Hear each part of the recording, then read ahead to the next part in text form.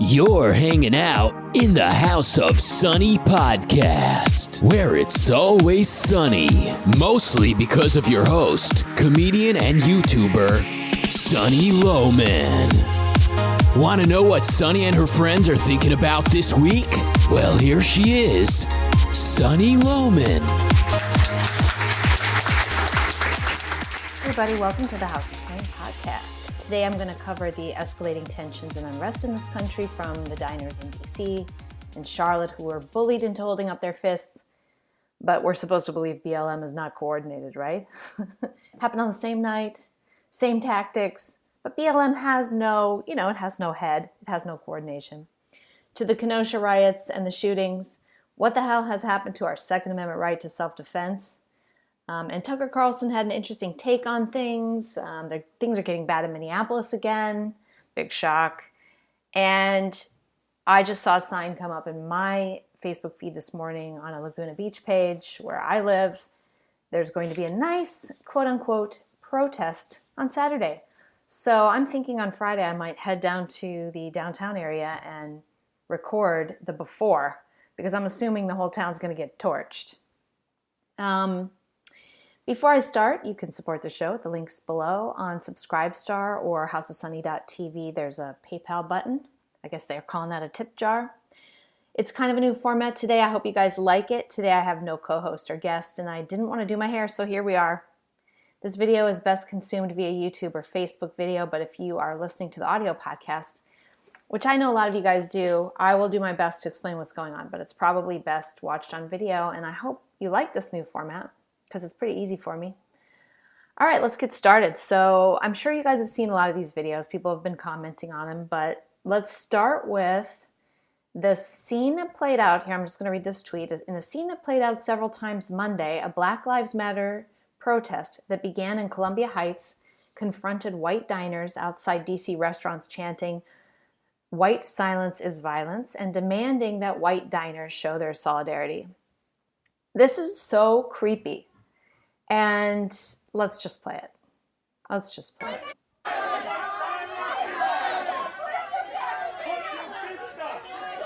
So if you can't see this, mob of white people wearing black are surrounding this woman and with their fists raised. No justice, no peace.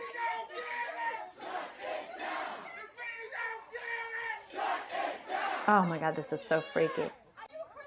This woman is being screamed at in a restaurant, and she's leaning back. She's intimidated, obviously. They're screaming in her face. There's a video out there, you guys want to check into this, where you see the first part of this. They weren't surrounding her, just that one freaking dweeby dude, this guy right here, was kind of yelling in her face, but the rest of the crowd was sort of standing away, and there's this black girl that comes in and tells all the white people to scoot in and surround her. So it's being led by a black girl. People have commented a lot and said, look at all the white people, but a black person led this thing and told these people to surround this white woman and scream at her because she wasn't raising her fist. The good news about this story, just an aside, the woman who was intimidated and didn't hold up her fist, which is heroic, but I can just see, if it were me, she said she was marching with BLM for days and she's totally on their side, but she did not like being told what to do. She didn't want to be coerced. And to me, that's the American spirit right there, folks. And as long as we have that, I don't know, is there a chance? I think there's a chance. Okay, so that was DC. And then you have this in Charlotte. Similar scene, a couple sitting outside a restaurant, BLM surrounds them, not as close, but one black girl goes in and she's screaming in their faces, and she's not wearing a mask either. And check out this guy. Check out this hipster guy sitting next to them, holding his fist up. I bet his arm's getting kind of tired there. It's up. His shoulder's aching. He's a little white and pasty, so he doesn't look like a weightlifter, but he's a big dude with a mustache, obviously tough guy. And he's got his fist up. His shoulder's aching, but he's holding it there because he does not want to get in trouble. He doesn't want to get in trouble, does he?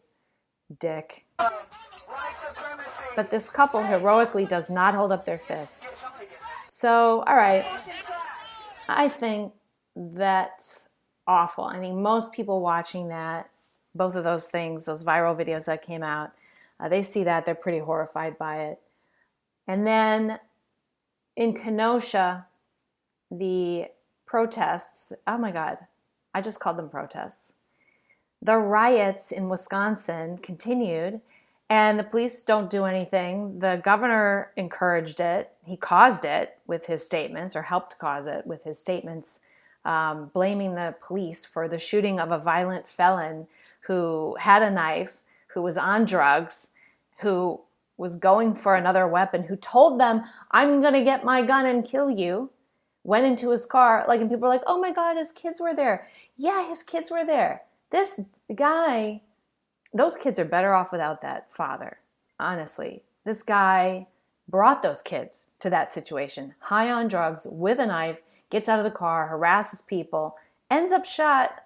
It's not the cop's fault he brought his children into his criminality and his shenanigans. So that's an aside.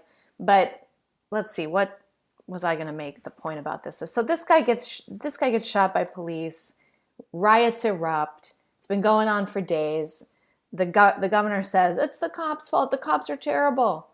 So people start defending their own businesses. And this kid right here that you see earlier in the day, after he shot a couple people, before he shot them, he's cleaning up graffiti.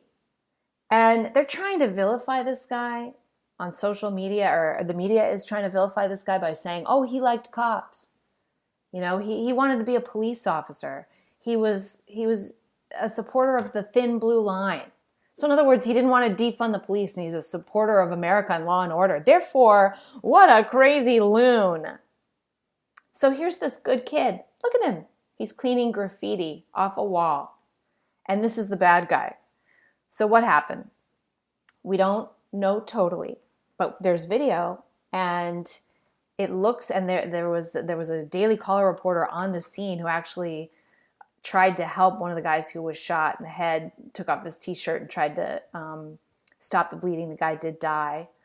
And he was there, and he said this kid was, okay, so he was protecting a shop or shops or something. He was armed. He was getting chased. He ended up kind of shooting a guy, and then he got chased again. This is unbelievable that people would continue to chase him after he shot somebody. But now they're going to get him, and then he shot another guy. So he's been charged with murder, this poor kid. He's 17, and, not only is he charged with murder, but he's being vilified in the media. But all you have to do to be vilified in the media is wear a red MAGA hat and go to an abortion rally, right, in D.C., and then you are the worst white guy, human scum on the face of the planet, just like Nicholas Sandmann. So this guy's even worse because he actually defended himself and protected himself. And I've been wondering this whole time why more people haven't been shot. Where are Americans with their guns? I mean, we're always told how well armed we are. And yet I'm watching cities burn, and I'm not seeing a lot of self-defense.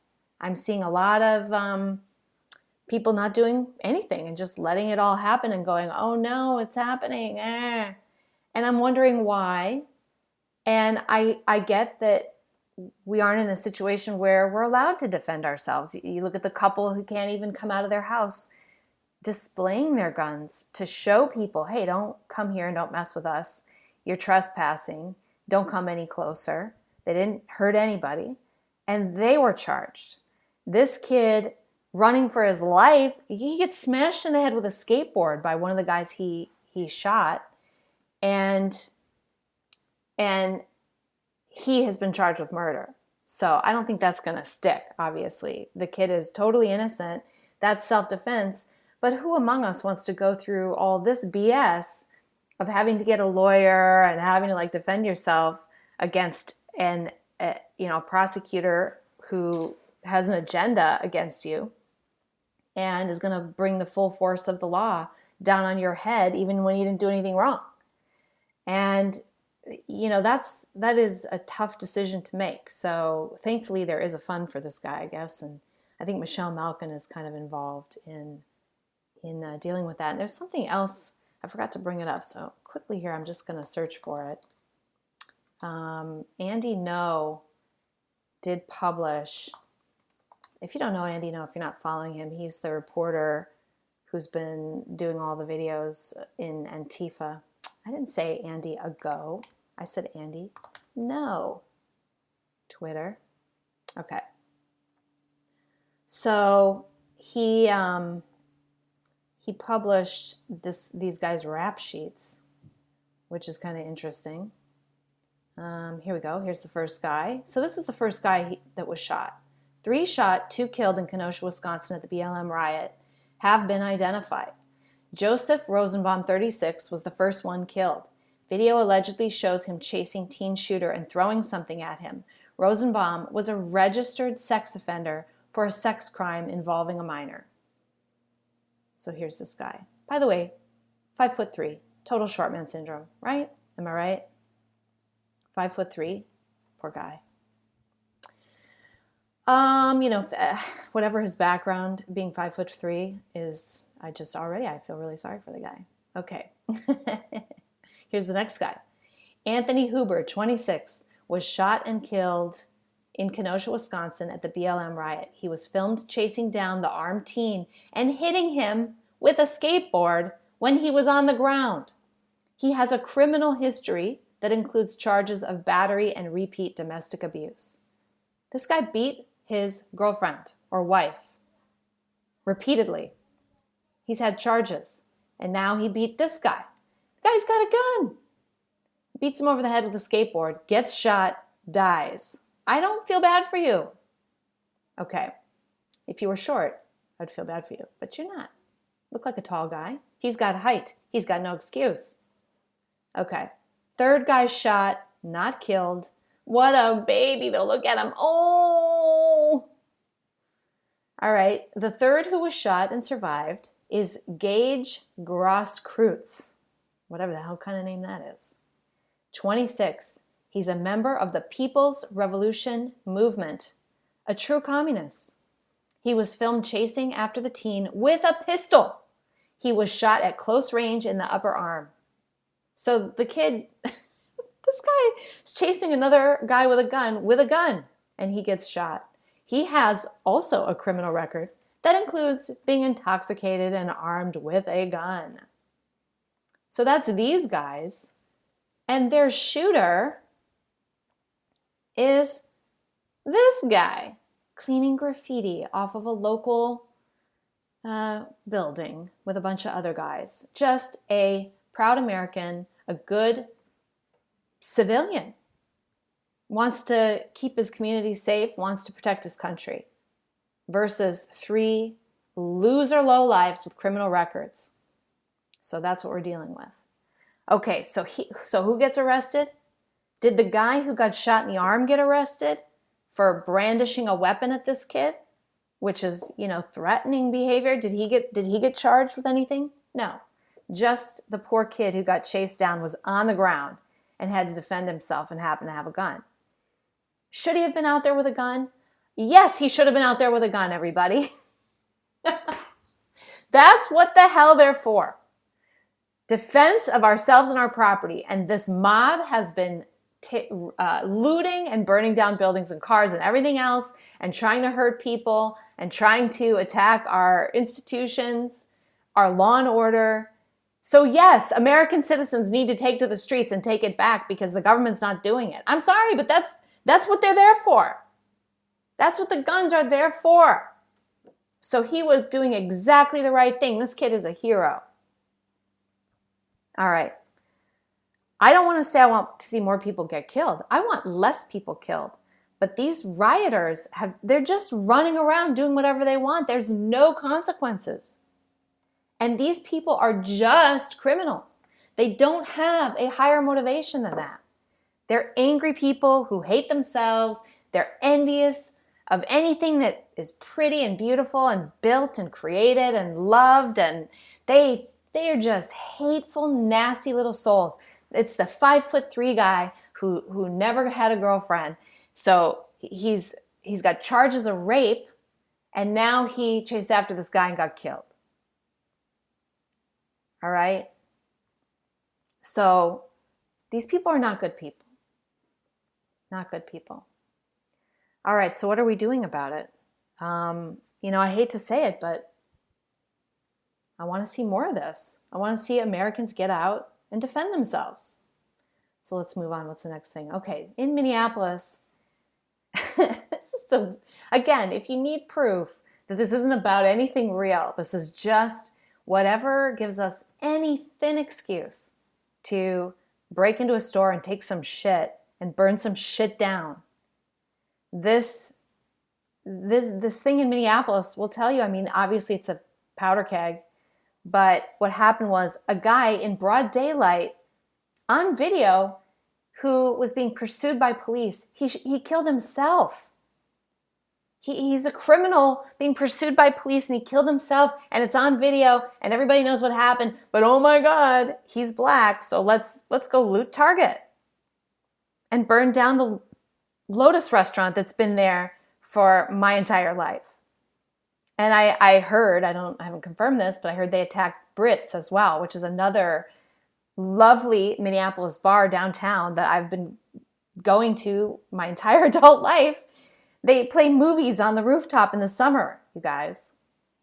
They have lawn bowling on the roof and movies in the summer at Brits downtown. And you can eat Scotch eggs and have a beer.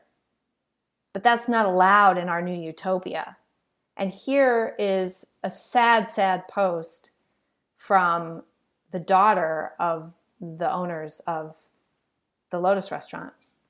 Watching looters bust down our family restaurant is so heartbreaking, senseless. They're doing it while laughing and smirking. Not gonna lie, I damn near shot a man tonight. He threw that fucking rock at my family photo and looked right at me. I said, "You motherfucker." Tears immediately rolled down my face. I just can't no more. I'm thankful I walked away, but fuck y'all. She should have shot him. More people need to get shot, and this shit will end. I'm sorry. I'm not calling for people to get shot. I want it all to stop tomorrow. I want the government to come out and put law and order back in place. I don't want anyone else to get shot. But if you are burning down my family restaurant, I will shoot you. And honestly, if I'm sitting in a restaurant and you come and scream in my face, I'm going to get up and get in your face. I learned that on the playground. You don't let these people get in your face. And fine, let them hit you. And then go after them with everything you've got. They can't, legally, they cannot be allowed to continue to get away with this. So what's coming for me is a Black Lives Matters protest this weekend, Saturday, 2 to 6 p.m. And they're going to be downtown Laguna Beach, where I live. Somebody posted this to the Laguna Beach Facebook group this morning. Notice the group is called South OC BLM Force. So this is a little army, and they're admitting it in their little freaking @ symbol. But it's not organized. It's not coordinated. It's grassroots uprising. So some gross, disgusting, envious piece of shit white woman posted this in the Laguna Beach Facebook group this morning. And man, the best thing ever were the comments because she got stomped. And then the typical little Marxists come around and go, "Oh my God, I've never seen so much hate and so much racism and ever. I've never seen this is just so sad. These rich white people in Laguna Beach, they don't like their shit being torn down and looted." That's right. That's right, we don't. Laguna Beach, if you don't know, it's like this idyllic little beach town. I just recently moved here. I moved here last August from another idyllic town called Napa. Sonoma, actually. Sonoma is even more idyllic. And it's full of boutiques. It's a beautiful place. And it's an artist colony. So it's quite left-leaning, actually. But it's filled with art galleries. And my assumption is that the place is going to get burned down on Saturday, because wherever these toxic BLM protests go, come riots. And I mean, I don't know what to say. That's just the most obvious thing in the world. Why is this so hard to understand, right? Okay. So that's coming for me, and I'll report back on that next week. Hopefully Laguna Beach is still going to be around after Saturday, because I love this town. All right. So what are Republicans doing about it? I mean, nothing. Here's a funny thing. Just wanted to share this with you. Call the police trends on Twitter after BLM rioters beg for help from cops. They don't want to get shot, you guys. Call the police began trending on Twitter after BLM rioters in Kenosha made the plea following a shooting. A massive irony, given that Black Lives Matter's goal is to defund and abolish the police. Several people were shot last night, including one fatally, as the riots continued to spiral out of control. One of the shootings happened after rioters attempted to burn down another car dealership and were met by armed citizens trying to defend the property. Looters should call the police after shooting, so they just want to call the police. Hey, everybody, don't shoot us. Let's call the police. Police help. We're being shot. And then they want the police to come out and defend them. Oh, these people. These people. All right. So Tucker said some good stuff. I was going to show you his recap of the Kenosha violence. I guess I will, just because it's good. There's some really good video here. Chaos that began with the first George Floyd protests on Memorial Day has reached its inevitable and bloody conclusion. Last night, 3 people were shot on the streets of Kenosha, Wisconsin. 2 of them have died. Police say they've charged a 17-year-old with murder. Here's what Kenosha looked like last night.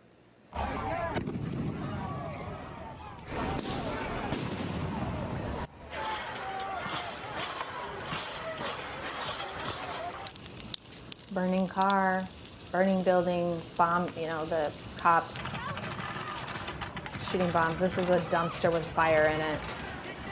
Just crowds of people everywhere. Armored trucks coming through, shooting off flashbangs and things like that.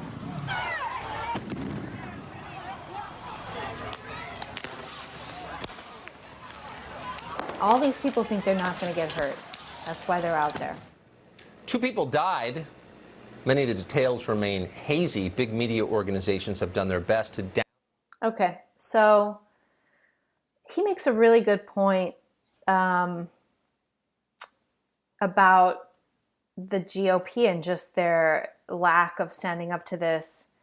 And I'm going to go to 356 here, where he kind of talks about the GOP. I'll put a link to this video in the YouTube description. 5 days into the first Minneapolis riots in May, as the city burned live on camera before everyone, former South Carolina Governor Nikki Haley took to Twitter to support the rioters. Quote, "It's important to understand that the death of George Floyd was personal and painful for many," Haley wrote. "In order to heal, it needs to be personal and painful for everyone." Well, Nikki Haley's wish came true. The riots have been personal and painful for this country, but not for Nikki Haley. She appears to be thriving. On Monday, Haley spoke in a featured spot at the Republican National Convention, and the media hailed her as the future of conservatism. Of course they did. They hate the Republican Party, a party that tolerates rioting. So, yeah, has she walked that back? Has she taken that back? No, she hasn't. Has Dan Crenshaw apologized for doing this while the country is burning? He's siding with the left to remove Civil War era memorabilia from the U.S. Capitol. That's your important freaking work, Dan Crenshaw.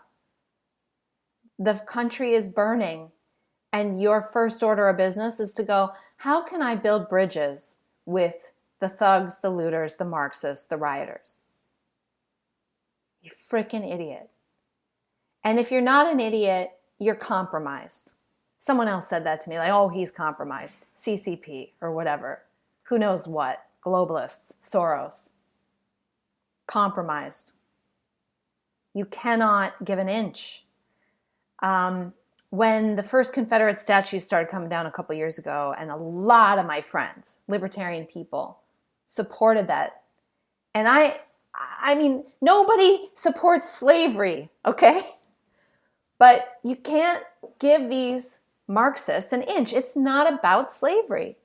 As we know now when they're throwing George Washington in a ditch. And if you don't know that by then, honestly get with the program, because I'm tired of you. We need you on our side. You've got to step up and go. It's, you know what, at this point, it literally is a binary choice. I don't like that we're in that choice. I feel manipulated. I am being manipulated to pick my tribe, as a lot of objectivists like to call it. Like if you pick a group or take a side, you're a tribalist and a collectivist. Please. I'm taking the side of this country and of law and basic freaking goodness and law and order. If you take the side of these intimidators and these bullies and these Marxists and these looters and these sulky, envy-riddled little nihilist pricks, 5'3" Napoleon complex rapists, honestly, what are you thinking? And my friends, I don't even know what to say. It's not even friends. You watch people that you know or whatever, celebrities, corporations, giving money to Black Lives Matter and giving money to funds to help people who commit these violent crimes and tear down our cities, to give money to their legal defense funds. And Tucker makes a good point in this show, and he's like, where are the feds? Why aren't the feds arresting the heads of BLM and the heads of Antifa? Why aren't they arresting Comey and Brennan? And I recently saw the guy who, oh my God, I'm blanking on the group there was a guy who, oh my gosh, I'll think of it. A very reputable, wonderful guy came on and said, there's not going to be any indictments because there's no investigation going on. The Durham investigation is a sham. He just now interviewed John Brennan at the CIA's office, or not the CIA's office, at John Brennan's office or something like that. They're not even pulling these guys downtown and interrogating them. That's not going to happen, folks. The swamp is deep. So let's see what else Tucker has to say. That he makes a wider point here at 6:50. By the way, can you tell that I'm on increased prednisone dose? Some people love my rants and some people don't love my rants. It gets a little ranty. I try to keep it light normally, but without Doug here, it's hard. It's hard. I do try to keep it light. I am outraged and I'm scared. I got a protest coming to my town Saturday, and I know what could happen. My beautiful, charming little artist colony town that I live in could get burned to the ground. And nobody cares.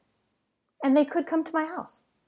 And I'm armed, but if I shoot somebody, even somebody who came into my house, am I going to go to jail away from my 6-year-old?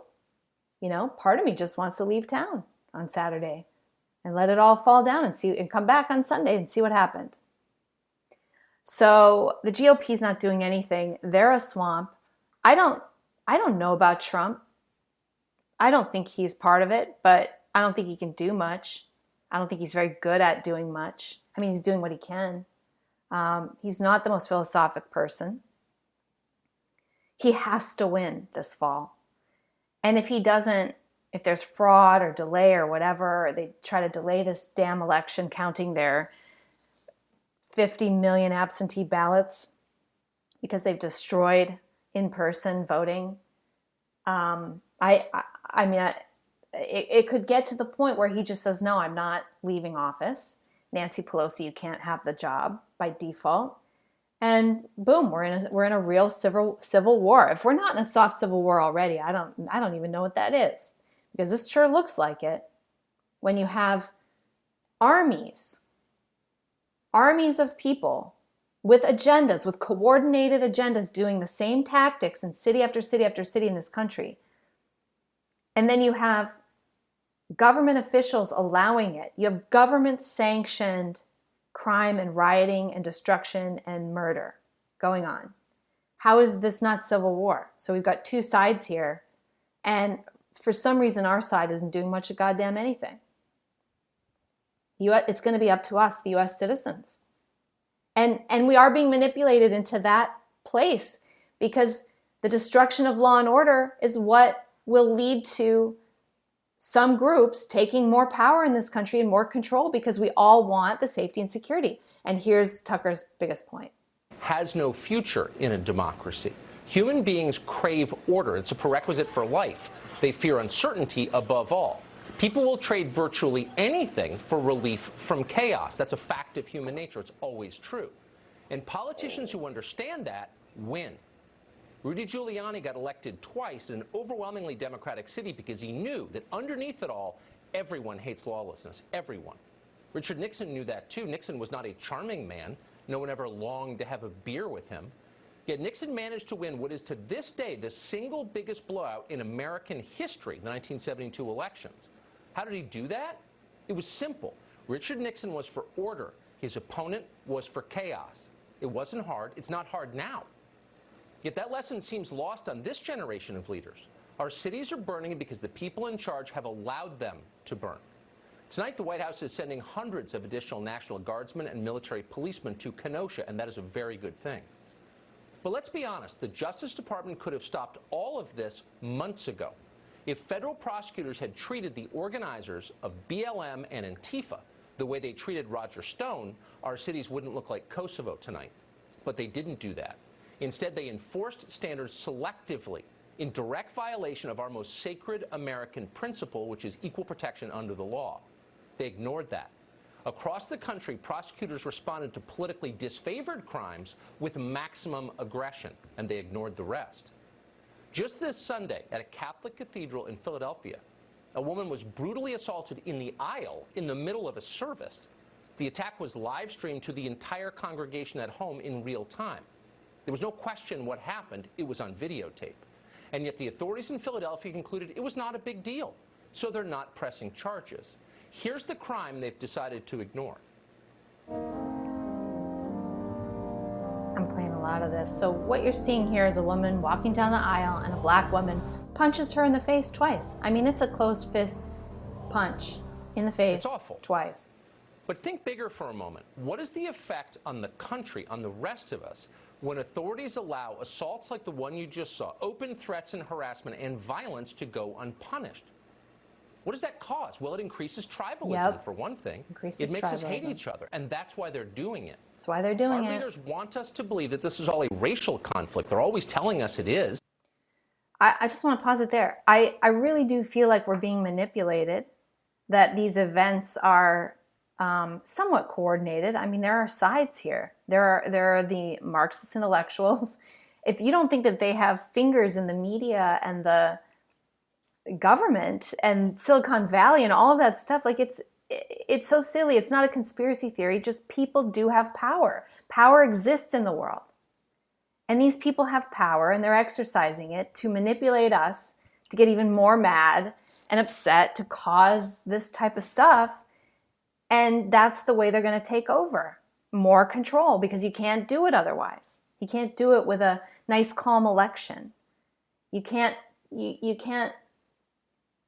implement a dictatorship when people are kind of happy and just voting. So even though I know that I'm being manipulated, I don't know that we have any other choice but to stand up for ourselves. And we have to do it with overwhelming force. And that's it. We have to make sure we win.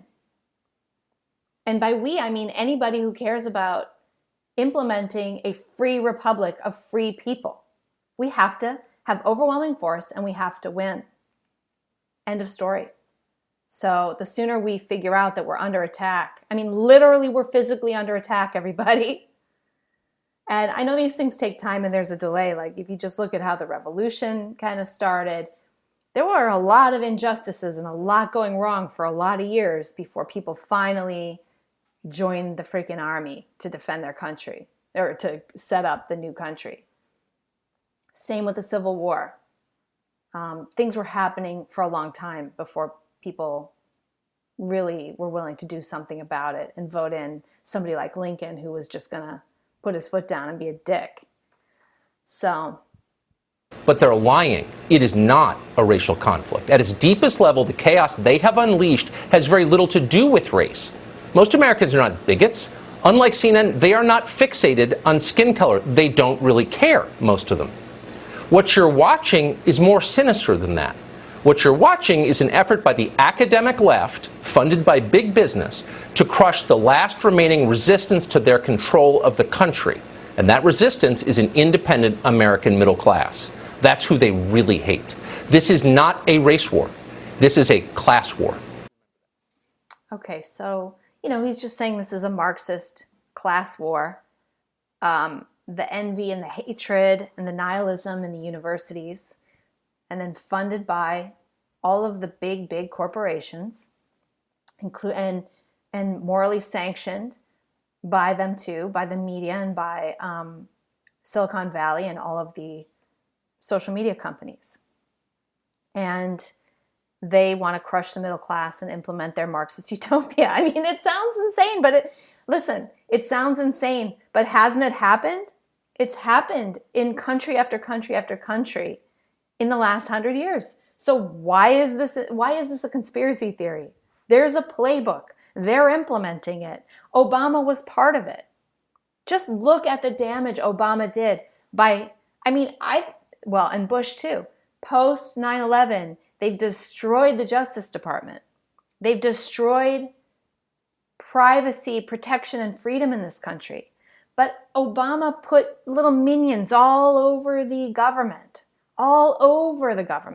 Really, Bush Obama created what I think of today as the deep state. These bureaucrats who will try to take down a president. And the fact that we can't even go after them legally. There's literally not even the power to go after them legally. That's freaking something I never thought I would see. When I was a kid, what's his face? The guy was on trial for selling arms to Iran, or he was testifying about arms sales to Iran. That was such a big scandal. That's nothing compared to what has been going on in the last 3 years in this country. So we've really we've sank far. I'm sorry. It's a negative show, isn't it? But it's politics. You guys like it. We could talk about the Royal Report next week. Talk about the Royal Report and some celebrity news. Brad Pitt has no girlfriend. You got to know about that. But that's it for the show today. I just wanted to kind of tell you what's going on. I support the Second Amendment 100%. And the reason it's there is for self-defense. The individual's self-defense against criminals and a criminal government. That's the reason it's there. So this kid who shot 2 people on the street as he was being attacked, and he was out there anyway just trying to defend property in the first place from days and days and days of rioting. If you were still in that riot, you're putting your life on the line. You might get shot by a cop, but they know they won't, which is why trending on Twitter was call the police, which is why they would rather the police show up. The whole thing about police brutality is a lie. They want the police to show up and protect them. They just don't want the police to protect you. And they don't want you to protect you. And now they've arrested this kid. So you know my take. I gave it earlier. But what will save us is the Second Amendment and self-defense. And at some point, more people just need to wake up and realize we're under attack. We're at war. And these people, we have to beat them with overwhelming force. I think November is going to be a big eye-opener for a lot of people if you're not already there. It's kind of like I'm blackpilled, but and I'm not really, what I would love to happen is for none of that to happen and for law and order to just kind of fall back into place, our economy to get better. I want to go back to January when the economy was good. The worst thing happening was that Trump was under some fake impeachment that was annoying. And we were dealing with that, and it was annoying, and the left is annoying. But this has just deteriorated very quickly. And here we are. So November, I don't think we're going to have, I think it's the first time the U.S. is going to, well, since Lincoln, when the U.S. isn't going to see a peaceful transfer of power. So get ready and let me know what you think in the comments, because, you know, I'm interested in your thoughts. I am doing this analysis myself. This is how I see it. And I'd like to know what you think, what you want me to talk about. Let me know in the comments. Let me know on Facebook or wherever you consume this. And thanks for joining me this week. And we'll see you next week for maybe some lighter stuff, or, you know, probably not. Maybe Laguna will be burned to the ground and I'll be extra special, ranty and mad. All right. Thanks for joining me. There is a house called the House of Sunny. It's filled with satire and fun. It's been the demise of bad ideas, and we'll know what's right when she's done. So download this free podcast now and give perspectives you may lack. It's concise and right and achieves world peace, guaranteed.